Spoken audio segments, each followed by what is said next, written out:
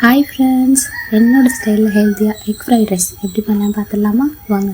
நான் ஒரு கப் பாஸ்மதி ரைஸை வேக வச்சு எடுத்து வச்சுருக்கேன். ஒரு கடாயில் எண்ணெய் ஊற்றி அதில் ஒரு எக்கை உடச்சி ஊற்றிக்கோங்க.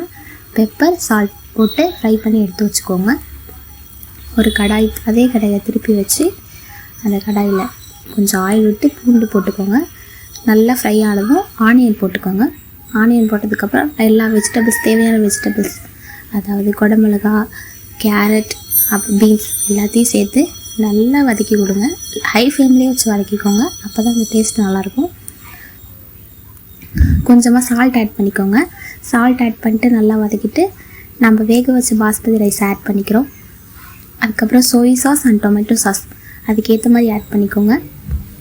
மிளகுத்தூள், கரம் மசாலா, காரத்தூள் 3 சுவைக்கு ஏற்ப ஆட் பண்ணிவிட்டு ஃப்ரை பண்ணி வச்ச எக்கை அதில் ஆட் பண்ணிவிட்டு சோறு உடையாமல் கீழேருந்து மேலே எடுத்து விடுங்க. நான் வீடியோவில் காட்டுற மாதிரி சூப்பரான ஹெல்த்தியான எக் ஃப்ரைட் ரைஸ் ரெடி.